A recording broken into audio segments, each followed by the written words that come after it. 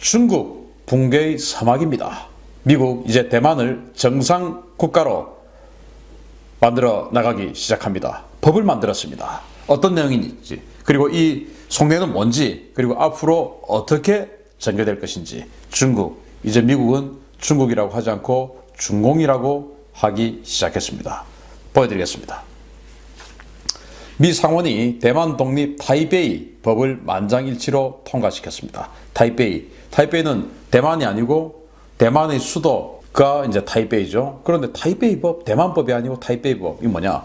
자, 미 상원이 현지 시각 11일 대만 동맹국 국제적 보호와 강화 계획을 만장일치로 통과시켰다. 이게 이제 타이베이 액트라는 건데, 이게 뭐 진짜로 대만의 수도인 타이베이, 그걸 상징하는, 뭐 우리로 치면 서울, 이게 아니고 이제 이 언어를 가지고 이렇게 그냥 이미지화 한 거죠. 그래서 뭐의 약자냐? Taiwan Allies International Protection and Enhancement Initiative. 이거 약자인데, 이게 교묘하게도 대만의 수도인 타이베이 이렇게 되는 거예요. 그래서 타이베이 액트인데, 이게 이제 대만 동맹국 국제적 보호와 강화 계획이다. 이게 만장일치로 통과됐어요.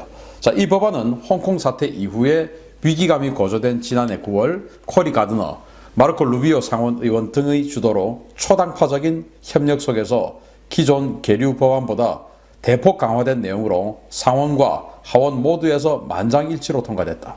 이 법은 대만이 전 세계 국가들과 동맹 관계를 맺거나 관계를 정상화하도록 돕고 대만이 정식 국가로서 국제기구에 가입할 수 있도록 지원하는 것을 골자로 하며 트럼프 대통령이 거부권을 행사하지 않을 것이기 때문에 10일 이내에 발효될 것이다 라고 대만 언론이 보도했습니다. 우리 언론은 뭐 지금 관심이 없지요. 대만 언론이 이렇게 보도한 것을 발견하고 분석하기 시작했습니다. 야, 보시면 얼마나 이게 대단한 내용인가 하면, 대만이 전 세계 국가들과 동맹 관계를 맺거나 관계를 정상화하도록 돕겠다 이거예요.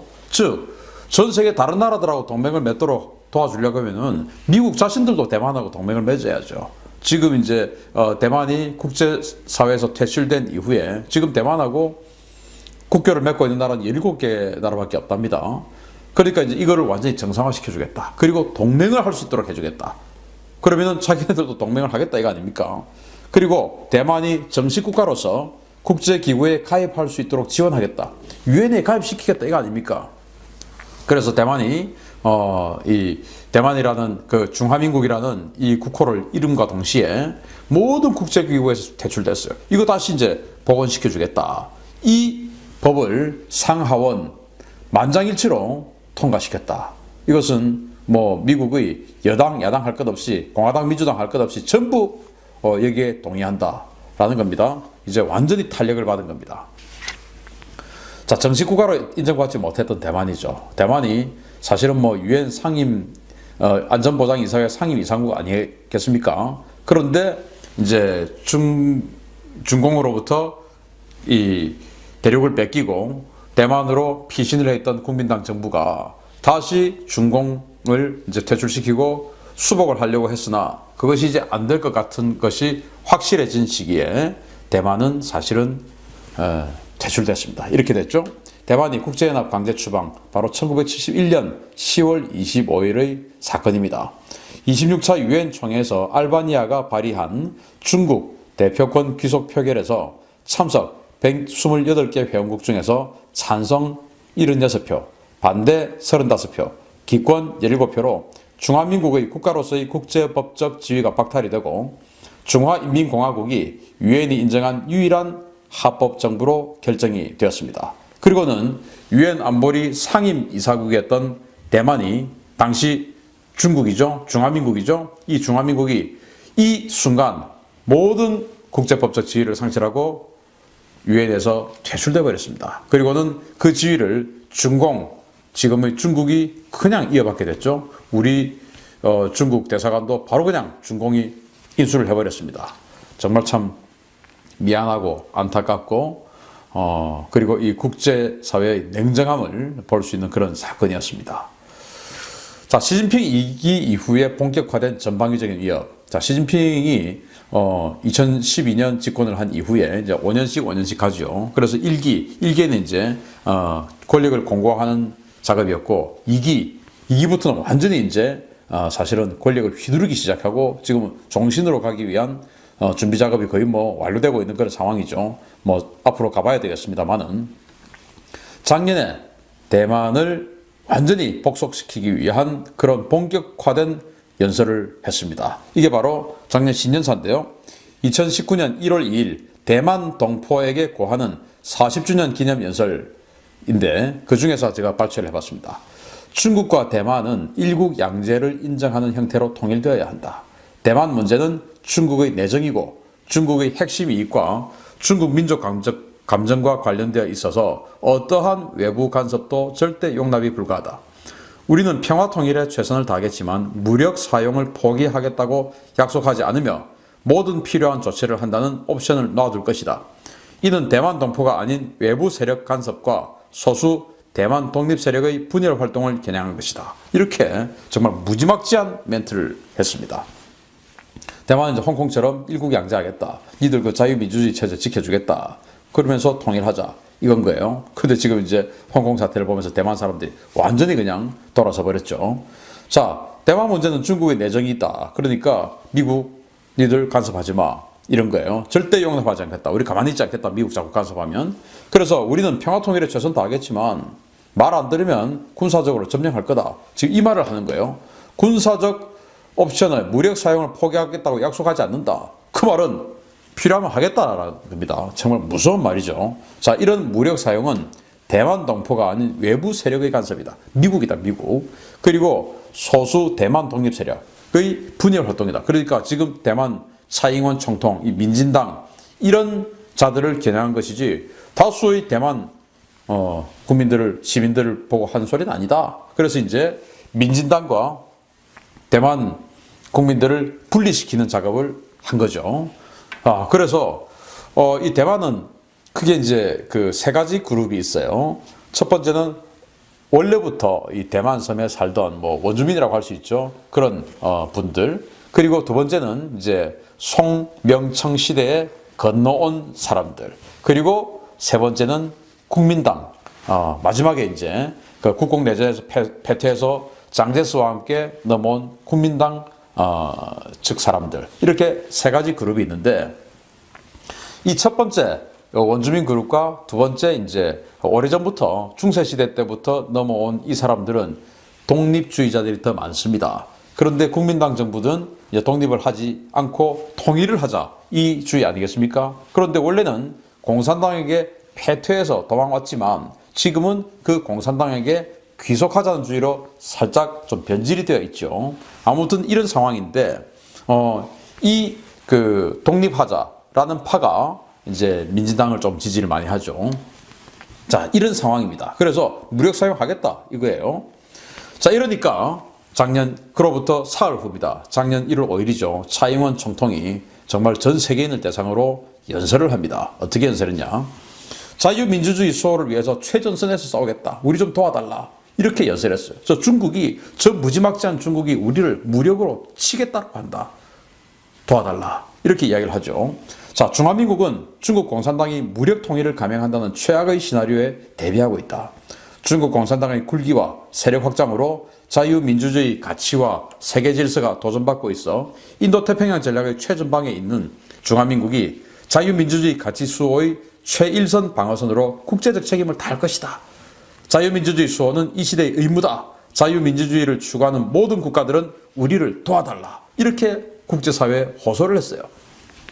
우리 국방TV에서도 알려드린 바가 있죠. 자, 두 번째 단락 여기에서는 미국을 겨냥한 겁니다. 미국을 겨냥해서 당신네들이 지금 인도태평양 전략을 세우고 있으니까 우리는 그 인도태평양 전략의 최전방에 있는 사람이고 우리가 최일선 방어선에서 싸워주겠다. 그러니까 우리를 포함시켜달라. 빼지 마라. 이제 이렇게 미국에 호소하는 거예요. 그리고 이제 그 외에 전 세계 우리나라 같은 또는 일본, 뭐 독일, 유럽, 영국, 뭐 프랑스 이런 전 세계 각국에다가 이렇게 호소를 하죠. 자유민주주의 수호는 이 시대의 의무다. 그러니까 자유민주주의를 추구하는 모든 국가 우리 도와달라. 우리는 중국이 지금 우리를 무력 사용해서 한다고 한다. 도와달라. 이렇게 호소를 하죠. 정말 절절한 그런 연설이지 않느냐 생각이 되고, 저도 참, 이런 분들은 우리가 존중하고 존경해야 되지 않나라는 그런 생각을 참 해봅니다. 국가를 위해서 이렇게 정말 자존심을 완전히 다 던지는 이런 연설을 할 수 있다는 거 대단하죠. 그러면서 완전히 이제 미국을 방문해가지고 대만을 살려달라라는 그런 호소를 하기 시작합니다. 자, 여기에 대해서 자유민주주의 맹주인 미국은 화답을 합니다. 어떻게 하냐? 이제 1월 5일 날 그렇게蔡英원 총통이 연설을 했지 않습니까? 그래서 그해 작년 5월 1일이죠. 미 하원에서 대만 보증법이라는 게 통과가 됩니다. 중화민국은 미국의 인도 태평양 전략의 중요 파트너이며 미국은 대만의 국방력 강화를 위해 다방면의 협력을 제공해야 한다 라고 해서 이 법을 통과시켰어요. 그래서 이제 대만이 군사력이 너무 약하고 중국이 지금 군사적으로 무력 침공을 한다고 하니까 대만의 군사력을 국방력을 강화시켜 줄 수 있는 제공을 해줘라. 그래서 대만 보증법, 대만이 살 수 있도록 보증해줘라. 이런 법을 통과시켰어요. 그러면서 중요한 멘트가 바로 중화민국입니다. 중화민국. 대만, 타이완이라고 하지 않고 미국 하원에서 중화민국이라고 이야기를 했습니다. 이제 중국인 것이죠. 자, 그리고 두 번째, 6월 1일 날, 이제 한 달 후입니다. 미 국방부 인도태평양 전략 보고서 중에서는 이렇게 이야기를 합니다. 인도태평양 전략에서 싱가포르와 대만, 뉴질랜드, 몽골 등 4개 국가는 자유롭고 열린 국제질서 유지를 위해 적극적으로 행동하고 있다 라고 이 보고서에 적어놨는데, 여기에서 중요한 것은 4개 국가, 이 국가의 카테고리에 대만을 넣었다라는 거예요. 대만은 그동안 국가가 아니죠. 뭐냐? 바로 이제 유엔에서 그렇게 결의를 했듯이 지금 현재 중국 정부인 이 중국 정부를 반대해서 나와 있는 반군입니다. 반군. 그런 식으로 지금 격화가 되어 있는 상태였어요. 반군이에요. 그런데 이제 여기서 국가라고 미 국방부에서 이야기를 했습니다. 그 위에 미 하원에서는 중화민국이라고 이야기를 했죠. 대만이라고 하지 않고. 자, 그리고 여기 국무부 관계자는 7월 달에 뭐라고 했냐? 카리브해를 순방 중인蔡英원 중화민국 총통의 미국 방문을 환영하며 그를 국가 정상으로서 의전을 받을 것이다. 이렇게 이야기를 했어요. 자, 이제 이 여름에蔡英원 총통이 카리브해를 순방합니다. 그리고 이제 미국을 갔죠. 미국을 가려고 하는데 중국이 전방위적으로 압박합니다.蔡英원 받아주지 마라. 라고 하는데 미 국무부가 우리 미국에 오시면 받아주겠다. 그러면서 오면 완전히 국빈으로서 의전을 해주겠다. 이렇게 한 거예요. 그래가지고 그러면서 중화민국이라고 했습니다. 타이완 총통이라고 하지 않고 중화민국 총통의 미국 방문 환영한다. 우리 받아주겠다. 그리고 오면은 국빈 의전하겠다. 라고 해가지고 이蔡英원 총통이 가는 길마다 60대의 사이드카를 쫙 해가지고 완전히 그냥 끝내주는 의전을 해줘 버렸습니다. 이렇게 미국이 화답하는 것이죠. 그러면서 이제 군사적으로도 전방위적으로 대만군의 재무장 지원을 해줍니다. 육해공 할 것 없이. 그래서 지상군 M1A2T 전차 108대를 팔았어요.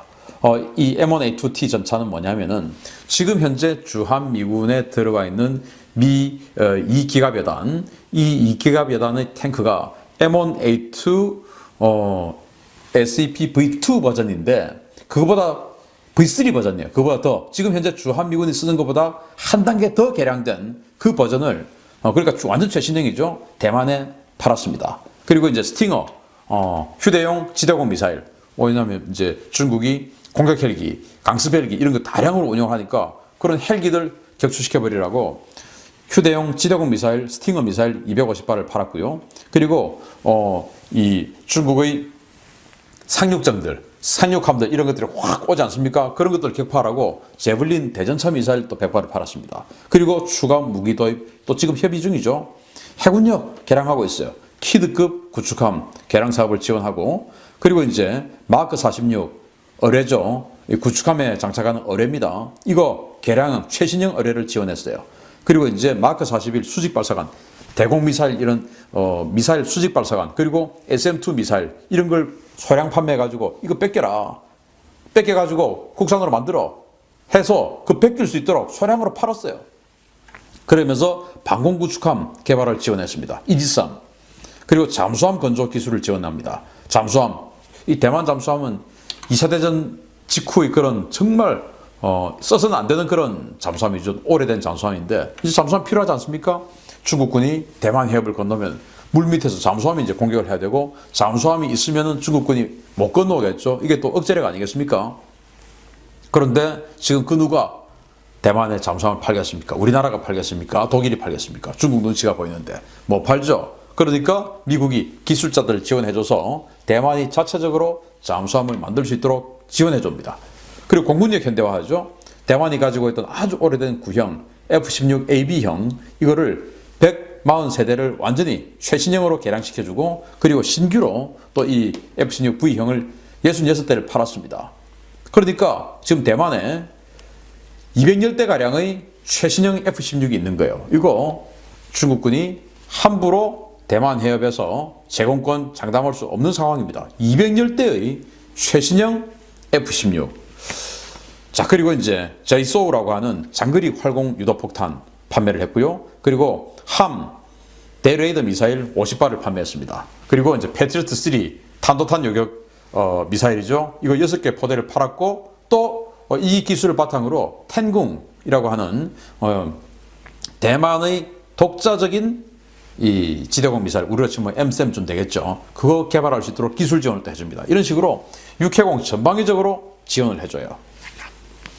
그러면서 이제 대만 군사력을 인도태평양 동맹군에 끌어들이려는 미국입니다. 왜냐?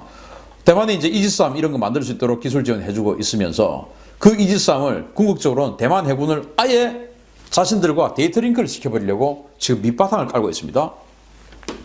자, 여기 이제 대만인데요. 국방부가 중산과학원 자체 연구개발 프로젝트라고 밝힌 쉰렌 프로젝트의 주요 사업 성과 상당수는 자체 개발품이 아닌 미국에서 구매한 것으로 확인됐다. 정부는 21억 5천만 달러를 투자해서 해군 함정의 미국제 전술정보 전송 데이터링크 시스템 설치를 진행 중이며 이 외에도 미국과 대만의 국방협력 개발 사업은 1억 8천만 달러 수준에 달한다. 미군으로부터 구매한 전술정보 전송 데이터링크 시스템을 대만 해군 함정에 설치할 경우에 대만 해군은 미 태평양 함대 사령부, 실함대 사령부와 실시간 데이터 통신이 가능하다. 이거 뭐냐? 우리로 치면 지금 미 해군하고 미군하고 우리가 링크 16, 이 데이터 링크 시스템 운영하고 있지 않습니까? 이런 거 지금 설치했다 이겁니다. 그러니까 지금 미군과 대만군은 동맹군이 아니기 때문에 데이터 링크를 할 수가 없어요. 할 이유가 없죠. 해서도 안 되죠. 그런데 그럴 수 없는데 미군이 쓰는 그 전술정보 전송 링크 시스템을 대만군 군함에 또 대만군 각종 군사 장비에 F-16 전투기에 단다 이겁니다. 그건 뭐냐? 나중에 지금 다 이제 바탕을 만들어 놓고 나중에 코드만 딱 꽂으면 되게끔. 그러면 이제 동맹군, 자 오늘부터 우리 대만은 우리 미군하고 동맹이야, 동맹군이야 하는 순간 코드를 딱 USB 단자에 꽂듯이 딱 꽂아버리면 모든 것이 이제 데이터링크가 되듯이 지금 우리가 미국하고 하듯이 일본이 미국하고 하듯이 이런 식으로 딱 돼버리는 이런 상황을 지금부터 이미 만들어가고 있다라는 게 작년 5월 5일 날 보도가 됐었어요. 자, 그러면 트럼프 대통령의 노림수는 뭐냐? 바로 대만 군사력 재건을 통한 대중국 포위망이 공고하죠. 이건 뭐 제가 여러 번 해드렸습니다. 이런 식으로 이제 대만이 사실은 중국을 포위하는데 가장 핵심적인 불침 항모 중에서도 초대형 불침 항모죠. 그러니까 일본 그리고 오키나와 제도 그리고 대만 그리고 이제 필리핀 이렇게 딱 이어버리면은 이 동중국해 남중국해에서 중국은 빠져나올 수가 없는 그런 라인이 형성돼 버리는 겁니다. 여기에 지금 안타깝게도 우리 한국은 이 선에서 빠지고 있는 그런 상황이라서 제가 계속 너무 안타깝다, 큰일 났다 이런 이야기를 계속 해주고 있죠. 그래서 한국 대신 대만을 선택한 것이 아니냐라는 생각을 하고요. 정말 큰일 났고 대만 입장에서는 정말 구분 상승의 기회다라고 생각이 되기도 합니다. 자, 이렇게 해서 군사적으로 대중국 포위망을 공고화하고 그리고 중화민국의 합법화 그리고 중국 공산당의 공적화를 하는 작업을 시작한 것이 아니냐라는 정황들이 곳곳에서 보이고 있습니다. 트럼프 대통령의 이제 이 노림수가 통하고 있는 것이죠. 자, 그래서 이번에 이제 발효가 되는 그 타이베이 법안, 그러니까 이제 제가 지금 말씀드리고 있는 이 법안입니다. 제2조 1항에 보면 대만은 2,300만 명의 자유롭고 민주적이며 번영하는 국가이자 전 세계 평화와 안정에 중요한 기여자다. 자, 대만을 이렇게 표현합니다. 대만은 2,300만 명의 자유민주 국가다 이겁니다. 자유민주 국가. 중국 공산당하고 다르다 이겁니다. 자유민주 국가다. 그러니까 우리는 이거 지켜야 된다. 라는 게 바로 이 대만을 합법화하는, 그리고 앞으로 동맹에 끌어들이는 이 법안, 타이베이 법안 2조 1항에 이렇게 규정해 놓았습니다. 그러면서 3월 5일 날 미국의 인도태평양 사령관은 뭐라고 이야기를 했냐? 중국 공산당이라고 이야기를 합니다. 중국 공산당, 즉 중공이죠. 여러분들 어릴 때, 저도 어릴 때 중국을 중공이라고 했습니다. 이제 앞으로 중국을 중공이라고 불러야 할 수도 있습니다. 왜냐? 미국이 지금 작업하고 있으니까 그렇습니다. 자, 중국 공산당, 즉 중공은 인도 태평양을 넘어서 전 세계 안보에 가장 큰 위협이다. 그들의 접근 방식은 치명적이고 수시로 주권을 훼손하며 강압적인 수단을 사용해서 안정을 위협한다. 라고 군사적으로 인도 태평양 사령관이 전 세계의 가장 큰 위협이다. 중공이. 이렇게 규정해버렸어요. 그러면 이게 인도 태평양 사령관, 그냥 포스터 한 명의 주장일까요? 아닙니다. 미국이 전방위적으로 지금 중국을 어느 순간부터 중공으로 규정하면서 이미지 메이킹을 시작하고 있습니다. 바로 이미 시작된 미 정보기관 그리고 미 정부의 이미지 전쟁 스타트예요. 자, 여기는 미 국가방첩안보센터 윌리엄 에버니나 국장이 워싱턴 포스트하고 인터뷰한 내용 중에서 이렇게 이야기했어요. 화웨이가 문제가 아니다. 중국 공산당이 위협이다. 중공이다. 진짜 문제는 바보야. 진짜 문제는 중공이야. 이렇게 이야기를 하는 겁니다. 그러면서 여기에서 조목조목이야. 첫째, 둘째, 셋째, 넷째, 다섯째. 이러면서 쫙쫙쫙쫙 이야기를 하는데 그 내용을 들어보면 야, 이거였구나. 지금 우리나라에 저기 종로에 있는 어떤 분들, 저기 그 종로에 있는 힘 있는 분들, 저 사람들이 도대체 왜 중국에 저럴까? 또 우리나라에 저기 영등포구 여의도동에 있는 저기에 있는 저 정치하시는 사람들, 저 중에 일부가 도대체 왜 저렇게 할까?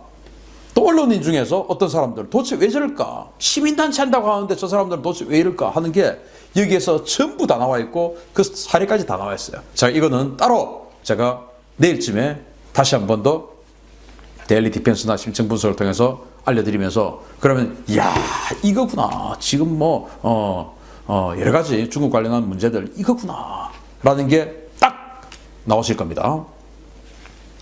그러면서 중국과 공산당을 분리해서 공격하기 시작한 미국입니다. 이제 미 정부가 이제 중공이라는 것을 완전히 그냥 이 프레임을 짜기 시작했어요.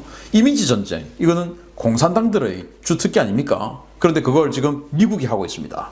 자, 2월 19일입니다. 올 2월 이제 본격적으로 이제 올해부터 시작됐어요. 올 2월 19일 날 마이크 폼페이오 국무부 장관이 중국 공산당이, 즉 중공이 미국의 개방성을 부당하게 이용해서 연방, 지역, 주 수준에서 주도권을 쥐려한다. 중공이 보낸 대리인이 선거로 뽑힌 미국 의원에게 표현의 자유를 실천하지 말라는 정부 공식 서한을 보내 협박한다고 생각해보라. 라고 폼페이오 국무부 장관이 이야기합니다. 그러니까 지금 미국 정치권 내에도 중국 공산당이 지원하는 장학생들이 천지로 있다 이겁니다. 그러면서 중국의 이익을 지금 대변하고 있는 그런 사람들이 많다라는 이야기를 하고 있는 겁니다. 그거 내일 제가 아까 사례 분석하면서 같이 알려드리겠습니다. 자, 3월 10일 날 블룸버그 통신은 이렇게 이야기합니다. 이제 지금 뭐 바로 어제죠. 중국 공산당은 전 세계에 11만 8천 명이 넘는 감염자가 나오게 해서 전 세계 경제를 지금 침체에 빠뜨린 이 감염에 대한 책임을 전가하지 않기 위해서 자국을 연상시키는 표현을 없애기 위해 안간힘을 쓰고 있다. 이거 좀 느낌이 싹 오시죠? 우리나라가 처음에 뭐라고 했습니까? 그러다가 어느 날 코로나19로 이제 이름 바꿨죠. 왜? 중공이 연상되지 않아야 되니까. 그러면서 이제 백악관 국가안보보좌관 존 볼턴의 후임이죠. 로버트 오브라이언 백악관 국가안보보좌관 이렇게 이야기합니다. 중국 공산당의 은폐와 조작이 전 세계에 지난 2달간 막대한 피해를 주고 있다. 이 전염병에 대해서 중공이 은폐, 조작, 이게 이로 인해서 전 세계인들은 여기에 대한 위험성을, 치명성을 잘 모르고 그래가지고 막대한 피해를 지금 받고 있는 것이다. WHO 사무총장 뭐라고 했습니까? 잘하고 있다. 이러다가 지금 이제 팬데믹 선언했지 않습니까? 아주 나쁜 작자인데, 그도 아마 이 폼페이오 국무부 장관이 이야기한 이런 중공 장학생 중에 하나일 것으로 저는 생각이 됩니다. 자, 그러면서 내부적으로 지금 무너지기 시작한 공산당의 리더십이에요. 이거 작년 한 해에만 일어났던 일 중에 이제 대표적인 거 제가 한번 뽑아봤는데요. 퇴役군인들이 일자리 때문에 폭동을 일으킵니다. 전국적으로. 그래서 왜냐, 일찍 이제 중국이 그 군사력을 현대화하면서 수백만 명에 달하던 그 군사력을 이제 슬림화했죠. 그러다 보니까 강제 전역한 군인들이 너무 많아요. 그런데 이 사람들이 일자리가 없습니다. 그러니까 이제 폭동이 일어났습니다. 경제 문제죠. 삶의 문제죠. 그리고 신장 위구르 사태. 민족 문제죠. 소요 사태가 막 일어나고 있습니다. 내먼구 소요 사태. 여기는 뭐냐? 지역 차별 문제입니다. 왜 해안선 지역만 저렇게 해주고 우리는 지금 이렇게 살도록 하냐? 라는 경제 문제와 지역 차별 문제죠. 그리고 광저우 소요 사태. 이건 삶의 질 문제예요. 왜 우리 지역에, 우리를 지금 괜찮게 살고 있는 이 지역에 왜 이 초대형 화장장을 만드냐 해가지고 소요 사태가 일어나고, 이제 이런 것들이 곳곳에서 발생하고 있는 겁니다. 이제 완전히 중국은 변화하고 있어요. 자, 무너지는 중국 공산당. 이제 대만은 시작일 뿐입니다. 트럼프 대통령이 대만이라는 완전히 초강력 라인 드라이브 타구를 중국에게 빡 날렸습니다. 이제 앞으로 어떤 일이 벌어질지 정말 기대됩니다. 우리 어릴 때 중국을 중공이라고 불렀습니다. 이제 우리 한국 정부가 어떤 정부가 들어오냐에 따라서 다시 중국을 중공이라고 부르고 대만을 중화민국이라고 부를 날이 올 것 같기도 합니다. 2020 도쿄올림픽 성화 체화 행사가 무관중으로 진행된 가운데 코로나19 팬데믹 영향으로 인해 전 세계 스포츠 행사가 줄줄이 중단되는 상황에서 일본 도쿄올림픽 연기설이 또다시 불거지고 있습니다. 도널드 트럼프 미국 대통령은 코로나19의 확산과 관련해 오는 7월 24일 개막하는 일본 도쿄 하계올림픽의 개최를 1년 연기하는 방안을 제안했습니다. 개인적인 의견을 전제로 했지만 도쿄올림픽 개최 문제를 둘러싼 논의에 큰 영향을 미칠 것으로 전망됩니다. 트럼프 대통령은 백악관에서 리오 버라드 커 아일랜드 총리와의 회담에 들어가면서 도쿄올림픽 개최에 대한 질문을 받고 나는 아베 총리에게 행운을 빈다면서 일본은 완벽한 일을 해냈으며 올림픽 장소는 믿어지지 않을 정도로 좋지만 어쩌면 그들은 1년 연기할 수도 있다라고 언급했습니다. 올림픽 개최 1년 연기 방안을 아베 총리에게 권하겠느냐는 질문에 아니다. 그들은 매우 영리하다며 그들 스스로 결정을 내릴 것이라고 답했습니다. 그러면서도 나는 텅 빈 경기장으로 치르는 것보다는 1년 연기하는 것이 나을 것 같다며 입장을 거듭 밝혔습니다. 앞서 다카하시아루유키 대회 조직위 집행위원은 월스트리트저널과의 인터뷰에서 조직위 차원에서 코로나19의 영향을 논의하지 않았다라고 전제하면서 올해 여름 올림픽이 열리지 않는다면 1, 2년 연기하는 게 가장 현실적인 옵션이라는 의견을 밝힌 바 있습니다. 니혼 게이자이 신문도 1년 연기하는 2020년 안에 개최한다는 계약에 저촉될 수 있다면서 정부 내에선 예정대로 개최하기 어렵다면 아베 총리와 트럼프 미국 대통령과의 관계를 살려 미국에도 유리한 1년 연기안을 공동 제안하는 것이 어떻겠냐는 안도 나오고 있다고 보도했습니다. 한편 트럼프 대통령의 올림픽 연기 언급에 다급해진 일본 아베 총리는 반나절도 안 돼 트럼프 미국 대통령과 전화회담을 50분간 진행했습니다. 두 정상은 도쿄올림픽에 대해 계속해서 협력해 나가기로 의견을 일치했다라고 일본 정부는 밝혔지만 두 정상이 전화회담에서 올림픽 1년 연기 방안에 대해 어떤 대화를 나눴는지는 공개되지 않았습니다. 이 같은 일본 정부의 도쿄올림픽 강행 의지에 대해 팬데믹까지 선언된 마당에 해외 선수들이 도쿄올림픽에 참가하겠느냐는 의문도 나오고 있습니다. 일본 의료 거버넌스 연구소의 가미마사히로 이사장은 최근 인터뷰에서 도쿄올림픽의 개최 여부를 결정하는 것은 일본 이외의 나라다. 불참자가 늘어나면 일본이 하고 싶어도 올림픽을 개최할 수 없다라고 밝혔습니다. 이번 도쿄올림픽을 최고의 경기 부양책으로 삼고 있는 아베 총리가 과연 어떤 결정을 내릴지 세계인들의 관심이 모아지고 있습니다. 좋아요와 구독은 필수. 지금까지 휴일앤 멀슈였습니다.